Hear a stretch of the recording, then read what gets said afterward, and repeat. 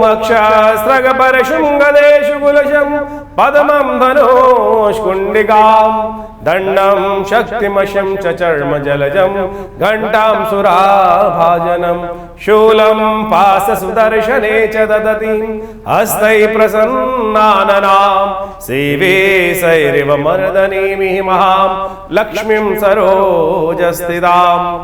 नमस्कार, स्वागत है आपका आचार्य वाणी में। मैं आचार्य डॉक्टर विक्रमादित्य आपके साथ हूँ और आज का विषय हमारा है सिंह राशि वालों के लिए अक्टूबर के अंत काल में ग्रह नक्षत्रों का योग किस प्रकार का बन रहा है। देखिए, सिंह राशि वालों, आपकी राशि के दृष्टिकोण से यदि हम बात करें तो आपकी राशि के स्वामी सूर्य हैं और इन दिनों सूर्य आपके पराक्रम भाव में चल रहे हैं, बड़े कमजोर अवस्था में हैं, नीच की राशि में चल रहे हैं, तुला राशि में। और ऐसे में ग्रह नक्षत्रों को समझना चाहिए। कई बार कहा जाता है ना, सर मुंडाते ओले पड़ते हैं। ध्यान रखिएगा, आपकी वाणी इन दिनों बड़ी विचित्र है। कई बार सिंह राशि वाले बिना बोले सोचे समझे कुछ कार्य करें तो कहीं न फंस सकते हैं। इस बात का हमें ध्यान रखते हुए कार्य करना है। मंगल वैसे ही थोड़ी कमजोर अवस्था में हो गए हैं। मंगल आपके 12वें भाव में विराजमान हो गए हैं नीच के होकर। सूर्य नीच के होकर तृतीय भाव में विराजमान है, तो समझें ग्रह नक्षत्र थोड़े से भारी चल रहे हैं। लेकिन देव कृपा से इस वक्त अक्टूबर के अंतिम काल में कई सुंदर योग बनने वाले हैं जो इन समस्त कष्टों से निवारण करने के लिए आपको सुंदर रास्ता बना के देने वाले हैं। और हम वैदिक ज्योतिष के अनुसार से, पौराणिक मत के अनुसार से उन समस्त कारणों को और उनके निवारणों को आपके समक्ष रखेंगे कि आप सही तरह से सिंह राशि वालों के लिए क्या दिन किस प्रकार का अच्छा है, कौन सा खास उपाय आपको करना चाहिए, किस प्रकार से जो शास्त्र में प्रमाणित बातें हैं उनको आपके समक्ष उपस्थित करने का प्रयास करते हैं। 27 तारीख रविवार एकादशी तिथि और रमा एकादशी का योग है। महालक्ष्मी को पसंद करने का सुंदर अवसर है। ऐसे में एकादशी, रविवार के दिन एकादशी पड़ गई है, बड़ा सुंदर योग बन के उपस्थित है। कोशिश करें बड़ी श्रद्धा के साथ भगवान की सुंदर उपासना करने का हम प्रयास करें। कष्ट को निवारण करने का रास्ता बनाएंगे तो अच्छा रहेगा। ऐसे में विशेष तौर पर देखिए, सूर्य इन दिनों जिस प्रकार की आपकी राशि में थोड़े से ऐसी स्थिति में है, हो सके तो गायत्री का सुंदर यज्ञ कर लें। सूर्य को जल दें। सूर्योदय से पहले आरंभ स्नान करके अवश्य इस दिन तो कम से कम करें। बहुत सारे लोग ने अभी मुझे याद आता है कि हमारे चैनल पे एक व्यक्ति ने लिख के भेजा कि महाराज बहुत सारे लोग हैं जो सुबह जल्दी उठ नहीं पाते। अब ये पाते वाला समस्या समझ में नहीं आती। जो उपाय तो यही है ना, उठो जल्दी, जब उठने का प्रयास कर लो। कार्य करने का चाहते हो, कल्याण करना चाहते हो तो बिना हींग लगे, बिना कुछ रास्ते प्राप्त होगा नहीं। और बिना पैसे का उपाय है भैया, जल्दी उठो। कार्तिक महात्म्य के अंदर बताया गया, कार्तिक के महीने में सुबह जल्दी उठकर स्नान कर लेना चाहिए, भगवान की उपासना करनी चाहिए, सूर्य की उपासना कर लेनी चाहिए। हमारे पुराण के जो गुरु आदि गुरु रहे हैं उन सबको पता था कि कार्तिक के महीने में चंद्रमा सूर्य जो है कमजोर अवस्था में हो जाते हैं। और आपकी राशि के अनुसार से तो बहुत ज़रूरी है। सीधा साधा उपाय शास्त्र में हमारे संस्कारों को साथ डाल दिया जाता था पहले काल में। लेकिन आज जिस युग में हम हैं, हम अपनी संस्कृति को भूलते चले जा रहे हैं। तो ध्यान रखें, थोड़ा सा इस बात को कर लेंगे। रास्ता हमने आपके समक्ष रखा है, कोई और आपके लिए उपाय करेगा वो उससे कुछ नहीं होने वाला। ध्यान करें, सीधी तरह समझ के कार्य करेंगे तो बहुत अच्छा रहेगा। रमा एकादशी है, भगवान भगवती महालक्ष्मी की उपासना करने का सुंदर अवसर है। कोशिश करें इस दिन दिवाली से पहले अपने घर में सिद्ध महालक्ष्मी का यंत्र चांदी वाले पत्रे पर यदि स्थापित करें तो बहुत अच्छा रहेगा। साथ साथ इस दिन दक्षिणावर्ती शंख को भी स्थापित करना चाहिए। और कहा जाता है पूरे वर्ष तक इनकी श्रद्धा के साथ, दिवाली के साथ उत्सव में पूजन करोगे तो समस्त प्रकार के जो गौरी गणेश हैं आपके समस्त प्रकार के कष्टों को दूर करने का योग बनाएंगे। 28 तारीख की हम बात करें, सोमवार का अवसर, एकादशी और द्वादशी तिथि का योग है। एकादशी थोड़ी वृद्धि की तरफ चली गई है। पिछली बार रविवार को भी एकादशी थी और सोमवार के दिन भी 2 घड़ी के आसपास की एकादशी विद्यमान रहेगी इस दिन। उसके बाद द्वादशी का आगमन हो जाएगा और सुंदर गजकेसरी योग का निर्माण होने की स्थिति उत्पन्न होती दिखाई दे रही है, जो आपके लिए बड़ी कल्याणकारी योग बनते दिखाई देंगे ग्रह नक्षत्रों के दृष्टिकोण से। तो इसलिए पूर्ण श्रद्धा के साथ हिम्मत को बनाए रखते हुए कार्य करना आपके लिए सब प्रकार से शुभ रहेगा। तो अब बड़े भगवान शंकर का सुंदर गौरी जी का पूजन करके सर्वमंगल मांगल्ये शिवे सर्वात्रम्यकं यजामहे, भगवान का सुंदर सुंदर दूध से अभिषेक करके कार्य आरंभ करें। कल्याण के योग बनते दिखाई दे रहे हैं। 29 तारीख का अवसर, ग्रह नक्षत्रों के दृष्टिकोण से ग्रह परिवर्तन की तरफ चले गए हैं और वृश्चिक राशि में विशेष तौर पर बुध भी प्रवेश कर गए हैं। और ये दोनों के दोनों परिवर्तन आपके लिए बड़े सुंदर योग बनाते दिखाई दे रहे हैं। जो भी कार्य करें बड़ा सुंदर आपके लिए लाभ के योग, दिवाली से पहले अच्छे से बहुत सारी चीज़ों में आपकी सिंह राशि वालों परिवर्तन का योग बनता दिखाई दे। बृहस्पति पर की दृष्टि चंद्रमा पर धन भाव में बैठकर बड़ी सुंदर तरीके से आपके लिए पड़ती दिखाई दे रही है और ये आपके लिए सुंदर योग बना रही है। गोवत्स द्वादशी है इस दिन। गौशाला में जाकर गाय के बछड़े को थोड़ा सा कुछ प्रसाद इत्यादि, गुड़ इत्यादि अपने हाथ से खिलाने का प्रयास करें। प्रदोष का योग है, भौम प्रदोष का योग। 15 दिनों में दूसरी बार भौम प्रदोष का योग बना। देखिए गोचर ने किस प्रकार से, प्रकृति ने किस प्रकार सुंदर योग बनाया। मंगल चल रहे हैं कमजोर अवस्था में और ये कम से कम 4 महीने परेशान करने वाले हैं मंगल। ऐसे में इसके परिवर्तन के साथ साथ ही देव कृपा से 2 बार मंगल भौम प्रदोष का योग बना, तो मंगल को ताकत देने का सुंदर योग है। हनुमान चालीसा का पाठ, सुंदरकांड का पाठ, भगवान शंकर का इच्छु रस से अभिषेक करना, ये सारे उपाय शास्त्र में प्रमाणित हैं। इनको करने का प्रयास करेंगे तो शुभ रहेगा, बहुत सुंदर।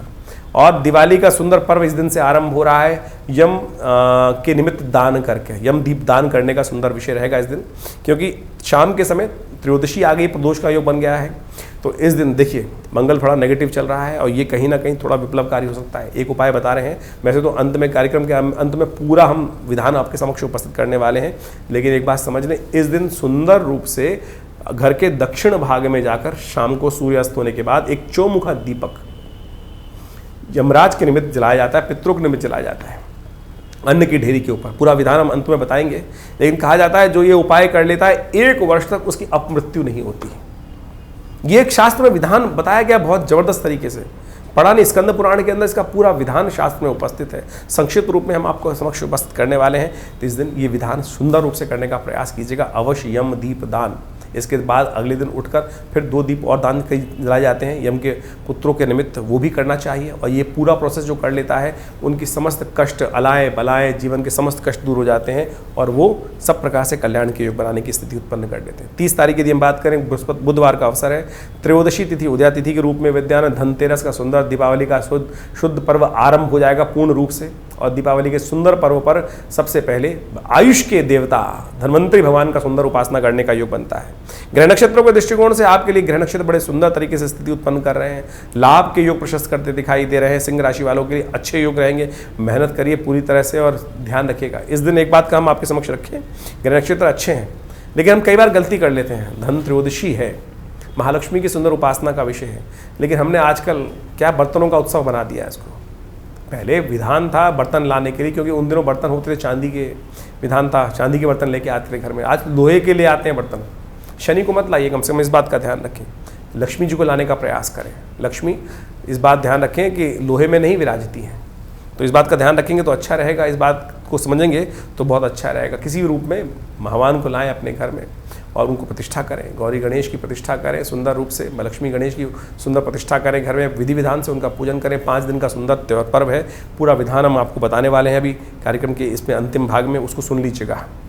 और शुद्ध रूप से विशेष तौर पर श्रीयंत्र की स्थापना करके सुंदर उनकी प्रतिष्ठा कर समस्त रूप से रखें। इस दिन से जो पूजन करके रखते हैं विधान, सब प्रकार से लक्ष्मी के योग बनते हैं। 31 तारीख की हम बात करें तो उस दिन रवि गुरुवार का अवसर है। ग्रह नक्षत्रों के दृष्टिकोण से चतुर्दशी तिथि उदया तिथि के रूप में विद्यमान है और ग्रह नक्षत्रों का परिवर्तन होकर आपके लिए धर्म भाव का उदय होने का योग बनेगा। चंद्रमा परिवर्तन करके करीब 11:15 बजे के आसपास तुला राशि में प्रवेश करेंगे और ये आपके लिए सुंदर रहेगा। धर्म का उदय करने का योग बनेगा, धर्म में आस्था जागी। हनुमान जयंती भी है इस दिन और बृहस्पति वीरवार के दिन हनुमान जयंती का सुंदर योग बन रहा है। साथ साथ नरका चतुर्दशी का भी सुंदर योग बन रहा है। और इस दिन विशेष तौर पर एक प्रयोग अवश्य करना चाहिए। इस दिन सुबह सूर्योदय से पहले स्नान करना चाहिए और एक आपामार्ग का पेड़ का पत्ता, छोटी सी बूटी होती है जिसको चिड़चिटा बोला जाता है, उसको रात को ही उखाड़ के रख लेना चाहिए और अपने सिर से वार कर स्नान इत्यादि करने के उपरांत उपटन लगाकर तिल का तेल से स्नान करना चाहिए। यम के निमित्त जो विशेष तौर पर 14 मंत्रों के द्वारा तर्पण करने का विधि है वो अवश्य करना चाहिए स्नान के उपरांत। और उसके बाद यम के पुत्रों के निमित्त 2 दीपक घर के बाहर जलाने चाहिए और उसके बाद यम का पूजन करने के बाद फिर भगवान हनुमान जी की उपासना करनी चाहिए और साथ साथ भगवान विष्णु की उपासना करनी चाहिए। ये सब शास्त्र में वर्णित उपाय है। और दीपावली के संबंध में भी बता देते हैं। वैसे तो हम दीपावली के संबंध में बहुत सारी भ्रांति इस समय में उत्पन्न हो रही है कि दिवाली कब मनाई जाए। दीपावली का सुंदर पर्व 1 तारीख का रहेगा। दीपावली का सुंदर पर्व 1 तारीख का शास्त्र के दृष्टिकोण से रहना चाहिए। दीपावली के संबंध में आजकल बहुत सारे वीडियोस में लोगों ने कुछ भ्रांति उत्पन्न करने का प्रयास किया है। कहा गया है कि दीपावली जो है वो रात्रि में अमावस्या होनी चाहिए तब दीपावली मनाई जाती है। और इस बार हो क्या रहा है, ग्रह नक्षत्रों के दृष्टिकोण से हमें समझना चाहिए कि जो ग्रह नक्षत्रों का योग जो है, अमावस्या जो है वो विशेष तौर पर 1 तारीख की हम गणना करें तो शाम को करीब 6:15 बजे के आसपास तक है। और दिल्ली में हम सूर्यास्त की बात कर रहे हैं तो करीब सूर्यास्त जो हो रहे हैं 5:30 बजे के आसपास हो रहे हैं। तो ऐसे में प्रदोष काल में सुंदर शास्त्र कहता है कि प्रदोष काल में यदि अमावस्या मिल जाए तो वही श्रेष्ठ काल है भगवती महालक्ष्मी का पूजन करने के लिए। जो लोग भ्रांति उत्पन्न करने का प्रयास करें रात्रि में, प्रदोष काल रात्रि ही का ही प्रथम पहर मान लिया जाता है, तो उसमें रात्रि में अमावस्या मिल रही है, उदय तिथि अमावस्या मिल रही है, तो औचित्य ही नहीं है कि आप 31 तारीख को दीपावली मनाएं। ऐसा कोई शास्त्र में वर्णन नहीं है। कुछ लोग भ्रांति उत्पन्न करने का प्रयास कर रहे हैं और वो कह रहे हैं प्रदोष काल में उस दिन पहले ही मिल जाएगा। उदय तिथि मिल रही है और प्रदोष काल में जा रही है 1 तारीख को अमावस्या, तो फिर किस बात का? स्वाति नक्षत्र भी जो विद्यमान है वो रात्रि में मिल रहा है, तो फिर क्यों विशेष तौर पर हम भ्रांति में फंसे? कुछ लोग तथाकथित तौर पर ज्योतिष को गलत रूप से उपस्थित करने का प्रयास कर रहे हैं। शास्त्र में वर्णित है प्रदोष काल में जिस दिन अमावस्या शुद्ध रूप से विद्यमान है और धर्म सिंधु, निर्णय सिंधु इत्यादि में इस बात को प्रतिपादित किया गया है, तो आप इस बात का ध्यान रखते हुए कार्य करें। कुछ लोग जबरदस्ती धर्म के प्रति भ्रम उत्पन्न करने का प्रयास करते हैं। 1 तारीख को ही दीपावली का सुंदर पर्व रहेगा, उसको इसी प्रकार से मनाने का प्रयास करेंगे तो बहुत सुंदर रहेगा। महालक्ष्मी की सुंदर पूजन 1 तारीख को ही रहेगा। तो अभी आपने दिन पर दिन किस प्रकार के ग्रह योग बनेंगे उसको समझा। अब ये समझ लीजिए कार्तिक का महीना यह बड़ा अद्भुत महीना है। कार्तिक के महीने में कहा जाता है भगवान विष्णु के निमित्त जो अनेक आराधनाएं की जाती हैं वो समस्त प्रकार के कार्तिक महात्म्य में बताया गया है, समस्त प्रकार के मनोरथों को सिद्ध करती हैं। कार्तिक का महीना उत्सवों का महीना है और देवउठनी एकादशी भी इसी महीने में आती है, तो इसलिए इस पूरे मास में भगवान विष्णु की यथाशक्ति यथाश्रद्धा पूजन करने का हमें प्रयास करना चाहिए। दिवाली, अनेक प्रकार के उत्सव वो सब इसके अंदर आ ही रहे हैं। अहोई अष्टमी, करवा चौथ, ये सब के सब इसमें आए। अभी आपने सब इसके बारे में महत्व सुना। अभी आने वाले समय में विशेष तौर पर देवउठनी एकादशी, तुलसी पूजन, समस्त प्रकार के अद्भुत उत्सव इसमें आएंगे। देव दिवाली का भी सुंदर उत्सव भी इसी कार्तिक के महीने में आता है। तो ये कार्तिक के महीने में श्रद्धा के साथ भगवान विष्णु की पूजन, साथ साथ महालक्ष्मी के पूजन करने का जो शास्त्र में विधान है, ये छोटी छोटी परिपाटियाँ नहीं हैं, ये वास्तविक तौर पे हमारे जीवन से कष्टों को दूर करने के लिए अद्भुत जो मुहूर्त है, इसका हमको उपयोग करने का प्रयास करना चाहिए। हमने सिलसिलेवार तरीके से आपको समस्त दिनों के उत्सवों के संबंध में जो भ्रांतियाँ वो भी बताई, आपके भविष्य में किस प्रकार के सुंदर योग बन रहे हैं वो भी आपको समझना चाहिए। और ज्योतिष विज्ञान के माध्यम से इन समस्त सूत्रों को यदि समझकर आप जीवन में उतारने का प्रयास करें। देखिए आजकल ज्योतिष जो है ना, वो वास्तविक तौर पर केवल शुष्क ज्योतिष लोगों को करने का प्रयास किया जा रहा है, आध्यात्म के साथ जोड़ा ही नहीं जा रहा है। वैदिक ज्योतिष, आपने कॉन्सेप्ट सुना होगा वैदिक ज्योतिष का। वैदिक ज्योतिष को वास्तविक तौर पर पुरानी कथाओं के माध्यम से ही समझाया गया है और हर चीज को, हर सूत्र को हमारी भारतीय संस्कृति में कथा के साथ जोड़ दिया गया है। उस कथा का आदि भौतिक, आदि दैविक अर्थ भी होता है। यदि उन अर्थों को समझकर आप उन सूत्रों को समझ लें कि किस प्रकार से हमें कौन कौन से उपाय कर लेने चाहिए जो हमारे जीवन में कष्टों का निवारण करें, वही इस ज्योतिष का उद्देश्य है। और उन समस्त सिद्धांतों को ही हम इस कार्यक्रम के माध्यम से आपके समक्ष रखने का प्रयास करते हैं। तो जो उपाय हमने बताए, चाहे वो दिवाली के उपाय हों, चाहे वो धनतेरस के उपाय हों, और धनतेरस के दिन विशेष तौर पर शास्त्र के दृष्टिकोण से जो हमने आपको बताया कि यमदीपदान का एक मुहूर्त बताया था आपको। दिवाली का ही मेन उत्सव है, उसको अच्छे समझ लें कि किस प्रकार की हमारे यहाँ दिवाली 1 दिन की या 2 दिन की दिवाली नहीं होती। आमतौर पे क्या होता है, छोटी दिवाली, बड़ी दिवाली एक भ्रांति के रूप में लोगों के मनोमस्तिष्क में आ जाती है, लेकिन दिवाली भारतीय संस्कृति में 5 दिन की मनाई जाती है, जो धनतेरस से आरंभ होती है और विशेष तौर पर जाती है भैया दूज तक। ये दिवाली का महापर्व है और दिवाली का महापर्व जो है मृत्यु के देवता से आरंभ होकर मृत्यु के देवता पे ही समाप्त होता है। धनतेरस के दिन यमदीपदान, यम पूजन करने का नियम बताया जाता है और अंतिम में यम द्वितीया के साथ ये मुहूर्त आरंभ होता है। यानी भारतीय संस्कृति में इस बात को समझें कि किसी भी चीज का भय नहीं है। यानी यम का मतलब मृत्यु के देवता, उनके भी पूजन करने का शास्त्र में नियम बताया गया है। और यदि आप यमदीप दान कर लें, कहा जाता है कि 1 वर्ष तक, यानी इस यमदीप दान से अगले यमदीप दान तक, यानी कार्तिक मास के जो कृष्ण पक्ष की त्रयोदशी से लेकर अगले वर्ष की त्रयोदशी, कृष्ण पक्ष की जो कार्तिक की त्रयोदशी तक अपमृत्यु होने के योग नहीं बनेंगे। केवल 1 दीपदान यदि कर लिया जाए, सूत्र भी समझ लीजिए किस प्रकार से शास्त्र के अनुसार से उसको बताया गया है। शास्त्र के 29 तारीख को ये योग हमने जो बताया आपको, उस दिन यम दीपदान का सुंदर मुहूर्त बन रहा है और विशेष तौर पर 29 तारीख से ये आरंभ हो जाएगा, क्योंकि शाम के समय प्रदोष काल में उस दिन त्रयोदशी आ जाएगी, तो उस दिन से ये योग बन के आरंभ हो जाएगा। उस दिन से यदि आप इन उपायों को कर लें तो शास्त्र के दृष्टिकोण समझिएगा अद्भुत रूप से योग बन जाएगा। इस बार दीपावली का जो उत्सव है 29 तारीख से आरंभ हो रहा है। यम दीप दान से उसको करने का प्रयास करना चाहिए। उस दिन 29 तारीख की शाम के समय एक सूत्र समझ लें, एक अद्भुत रूप से क्या शास्त्र बताया गया है कि उस दिन एक दीपक चौमुखा दीपक लेकर अपने घर के दक्षिण दिशा में उसको प्रज्वलित करना चाहिए यम के नाम पर। और विशेष तौर पर इसको जल प्रज्वलित करने के लिए यमदीप दान करने की जो व्यवस्था की जाती है, कहा जाता है कि इस दीप को यदि एक दिन उस दिन जला दिया जाए, अन्न की ढेरी बनाकर एक आटे का चौमुखा दीपक लेकर वहाँ पे यमाय नमः इस प्रकार के मंत्र का उच्चारण करते हुए यदि उस दीप को जला दें और उससे पहले उस दीप की आरती अपने पूर्वजों के निमित्त दक्षिण दिशा में दिखाकर अपने पितरों को दिखा दें, तो ये केवल एक दीपदान आपको 1 वर्ष तक किसी भी प्रकार की अपमृत्यु से, यानी अपमान के होने के योग, आपके नाम को खराब होने के योग, कैसे भी कष्ट हो उनसे रक्षा करने का ये अद्भुत रूप से उपाय शास्त्र में बताया जाता है। तो ये अवश्य कर लेना चाहिए शास्त्रीय दृष्टिकोण से। और इसके बाद अगले दिन धन्वंतरी भगवान का सुंदर पूजन रहेगा, जो 30 तारीख को रहेगा बुधवार के दिन। जिस प्रकार से हमने आपको बताया भगवान धन्वंतरी कौन? आमतौर पे लोग इस उत्सव को कटोरी लाने का या बर्तन लाने का उत्सव मना लिया है। धन्वंतरी वास्तविक तौर पे अमृत कलश लेकर जो उपस्थित हुए उस सागर मंथन से वो देवता माने जाते हैं। धन्वंतरी आयुर के देवता है, अमृत को प्राप्त कराने वाले देवता है, उनका पूजन करने का शास्त्र में विधान है। और वास्तविक तौर पर यदि उनका पूजन रूप से किया जाता है, नहीं तो आज की तारीख में, पुराने ज़माने में धन का जो वास होता था वो बर्तनों में होता था, क्योंकि वो वास जो बर्तनों में होता है वो विशेष तौर पर या तो हमारे चांदी के बर्तन होते थे या विभिन्न समृद्धि के बर्तन होते थे। आज की तारीख में तो लोहे के बर्तन हैं।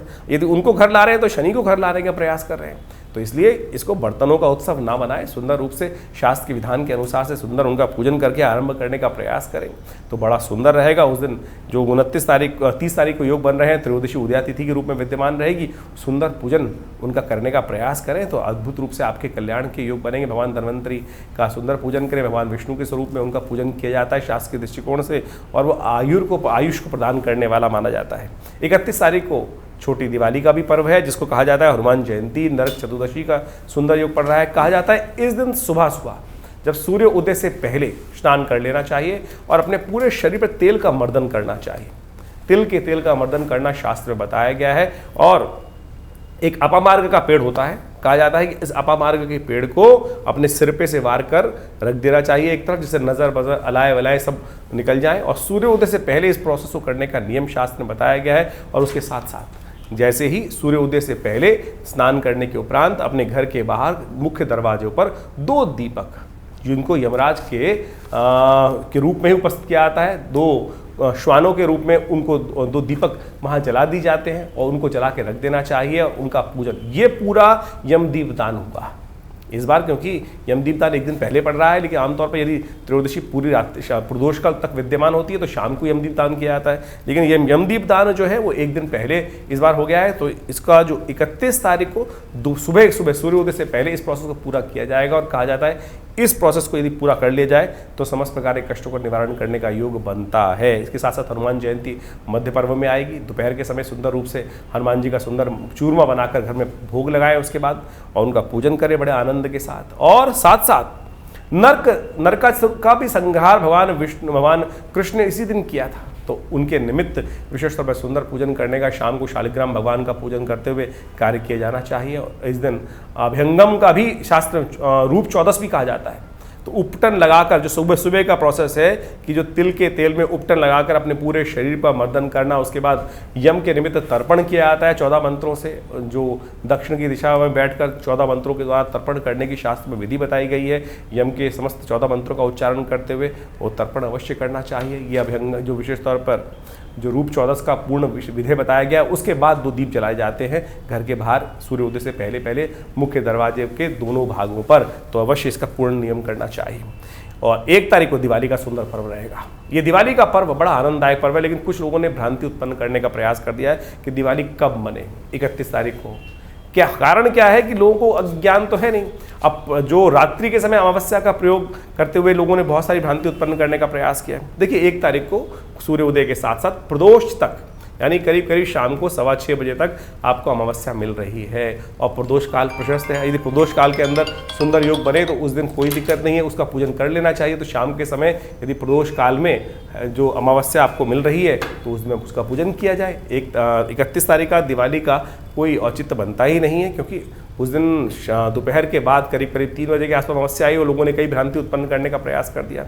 स्वाति नक्षत्र भी आपको 1 तारीख को ही मिल रहा है और साथ साथ शाम के प्रदोष काल तक तो प्रदोष काल में ही महालक्ष्मी का पूजन करना सबसे श्रेष्ठ माना जाता है। प्रदोष काल में अमावस्या है, आपके पास उदय तिथि शुद्ध रूप से विद्यमान है, तो कोई भ्रांति उत्पन्न करने की जरूरत नहीं है। सीधा सीधा सूत्र है कि प्रदोष काल के अंदर जिस सुंदर रूप से उदय तिथि के रूप में अमावस्या विद्यमान है, तो उसी दिन दिवाली का सुंदर पर्व रहेगा। इसमें कोई भ्रांति उत्पन्न करने की कतई जरूरत नहीं है, शास्त्र विधि के अनुसार से बड़ा श्रेष्ठ कहा गया है। इसके अगले दिन गोवर्धन का पूजन रहेगा। 2 तारीख को गोवर्धन भगवान विष्णु के निमित्त अन्नकूट का पूजन किया जाता है, और प्रदोष काल में भगवान विष्णु का सुंदर पूजन करते हुए भगवान का सुंदर स्तवन करें, भगवान कृष्ण का अन्नकूट इत्यादि का प्रसाद सुंदर रूप से बनाया जाता है।